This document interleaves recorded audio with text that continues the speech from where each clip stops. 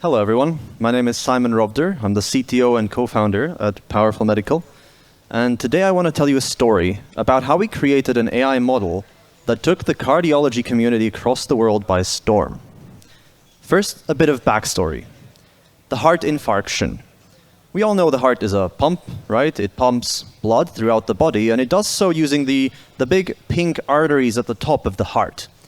But the heart is also a muscle, so it needs blood itself to function, which is what the little veins on the side of the heart are for. And these veins are particularly tricky because they're very thin. And over time, they get thinner and thinner as fat accumulates on their inside. And if they get thin enough, a small blood clot can block the vessel entirely, leading to the heart muscle dying. This is what an infarction fundamentally is. And the only way to save you if this happens is to perform what's called a catheterization, which is an incredibly invasive procedure. So what the doctors will do is they will cut an incision into your artery somewhere near the groin area down here. They will navigate a tube up your artery all the way to the heart, where they will physically expand, stretch out the vein to allow flow of blood again. This is done in a place called the cath lab. And if you have a heart infarction, you have 2 hours to get to a cath lab or you will die or risk dying. So how do you know if you have a heart infarction? Well, that's the neat part. You don't. All you will feel is a pain in your chest. And a lot of people go to the hospital with chest pain.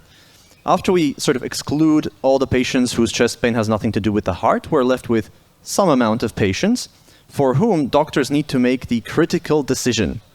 Send them to the cath lab or not. Now, this seems like a simple enough decision, right? Just send them all to the cath lab and they'll all be safe. Well, you can't really do that because the cath lab is a very limited resource. Only a small amount of people can go there, and you need to make sure that it's the right people that get sent there. So to make this decision, doctors defer to an EKG or ECG. EKG in Slovak, ECG in English. It's when they put the little electrodes on your heart, along your chest like that, and you will get a paper that looks something like this. It will have your heart measurements on there, and you can see what the activity in your heart. And doctors will look at this to make the call. A healthy heartbeat looks something like this. It's a bit simplified, but you'll have a big wave surrounded by 2 little waves on the side. Now, a telltale sign of you needing to go to the cath lab immediately, having an infarction, is this little segment right here.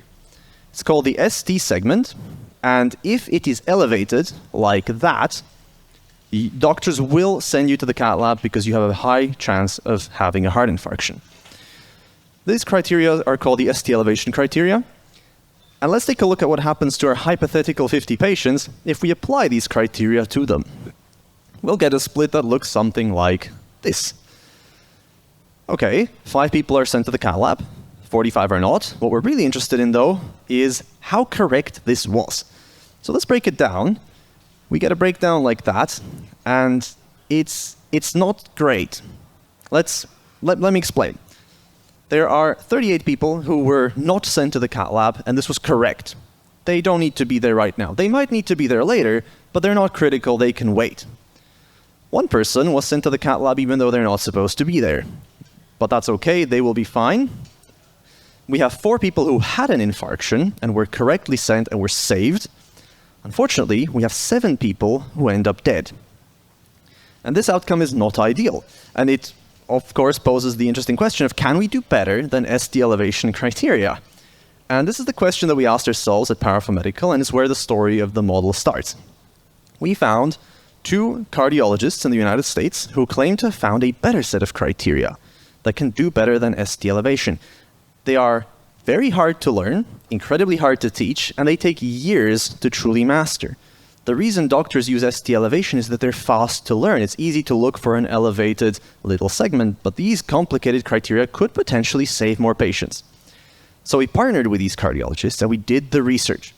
We had them annotate thousands of ECGs, and we trained an AI model to understand and apply their criteria.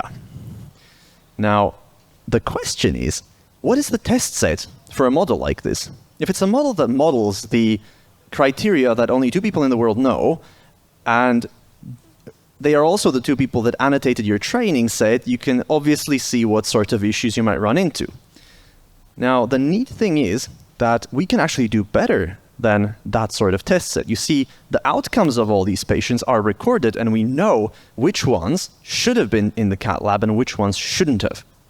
So we can backtrack, and we can find at the very entry point, when they came to the hospital, we know which ones were meant to go to the cath lab and which ones weren't. And if we pair this information with the EKG that was taken, we create the ultimate test set. This is a test set that isn't the test set for a particular criterion. It's a test set for the fundamental reality of whether the person had an infarction or not. It's diagnosing the heart, not the ECG. So the model we created is called the Queen of Hearts. And if we apply this model, instead of ST elevation criteria to the patients, we get a change that looks like this. I know, it's the tiniest change ever, right? It's 3 patients whose outcomes changed, but the implications are massive.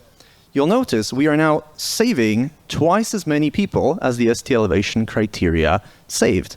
And we can halve the amount of people that die compared to ST elevation criteria. More interestingly though, let me just go back for a little bit. If you look at this, you'll notice that if you arrive at the hospital with a heart infarction, you're more likely to end up dead than you are to end up saved.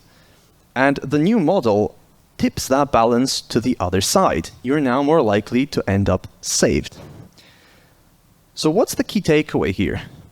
Well, the existence of this model is yet another piece of evidence in the slowly growing pile of evidence to a reality the medical world is slowly getting accustomed to, which is that today, AI is no longer nice to have in medicine. Today, AI is a necessity. Thank you.